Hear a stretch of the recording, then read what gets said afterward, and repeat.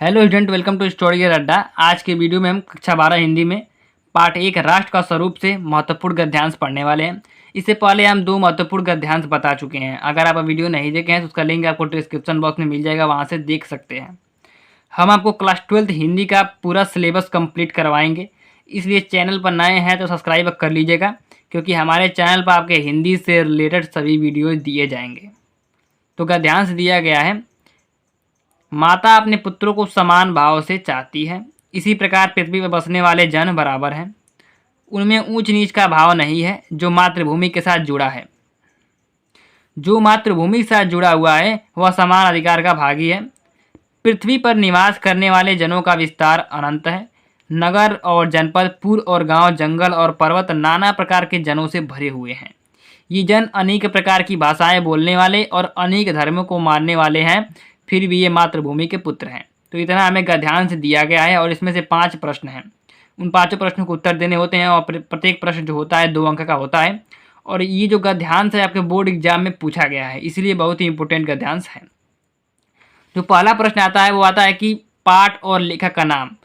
कोई भी गद्यांश होगा तो उसमें सबसे पहले पहला प्रश्न होगा, उसमें एक प्रश्न जरूर होगा कि गद्यांश का जो गद्यांश आपको दिया गया है उस पाठ और लेखक का नाम लिखना होता है। तो इस गद्यांश का जो पाठ का नाम है वो है राष्ट्र का स्वरूप और लेखक का नाम है डॉक्टर वासुदेव शरण अग्रवाल। तो पहला प्रश्न का उत्तर हो गया, पाठ का नाम राष्ट्र का स्वरूप और लेखक का नाम डॉक्टर वासुदेव शरण अग्रवाल। दूसरा प्रश्न है कि पुत्र को समान भाव से कौन रखती है। पुत्र को समान भाव से कौन रखती है। तो गद्यांश में देख लीजिए, यहाँ दिया गया है माता अपने पुत्रों को समान भाव से चाहती है। तो इसका उत्तर हो जाएगा, पुत्र को समान भाव से पृथ्वी माता रखती है। पुत्र को समान भाव से पृथ्वी माता रखती है। अब तीसरा प्रश्न है कि समान अधिकार का भागी कौन है। तीसरा प्रश्न है समान अधिकार का भागी कौन है। तो गद्यांश में देखते हैं, तो यहाँ पर दिया गया है कि जो मातृभूमि के साथ जुड़ा हुआ है वह समान अधिकार का भागी है। जो लोग या जो जन मातृभूमि के साथ जुड़ा हुआ है वह समान अधिकार का भागी है। तो इसका आंसर हो जाएगा कि इस पृथ्वी पर निवास करने वाला, इस पृथ्वी पर निवास करने वाला प्रत्येक व्यक्ति पृथ्वी पर अपने जन्म के समय से ही समान अधिकार का भागी है, और जो अपनी मातृभूमि से जुड़ा हुआ है वह समान अधिकार का भागी है।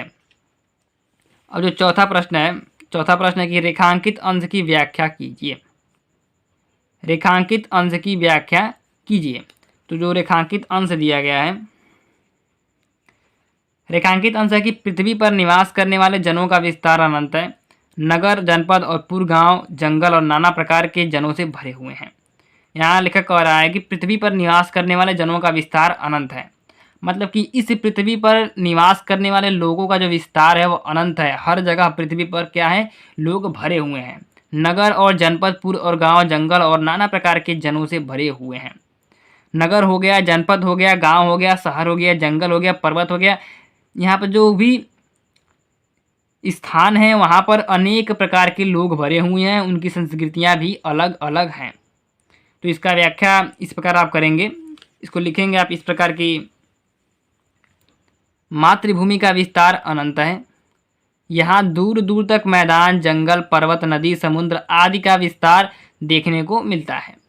इस विस्तृत पृथ्वी पर अथवा नदियों और समुद्र के तटों पर, पर्वतों या बर्फीले स्थानों पर सब जगह मानव के निवास स्थान हैं। अनेक गांव, कस्बे, नगर और जिले मानव जन की आबादी से भरे पड़े हैं। तो रेखांकित अंश का व्याख्या हो गया। और जो पांचवा प्रश्न है कि पृथ्वी पर किसका विस्तार अनंत है।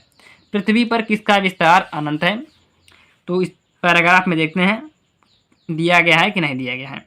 तो पढ़ते हैं, माता अपने पुत्रों को समान भाव से चाहती है, इसी प्रकार पृथ्वी पर बसने वाले जन बराबर हैं, उसमें ऊंच नीच का भाव नहीं है। जो मातृभूमि के साथ जुड़ा हुआ वह समान अधिकार का भागी है।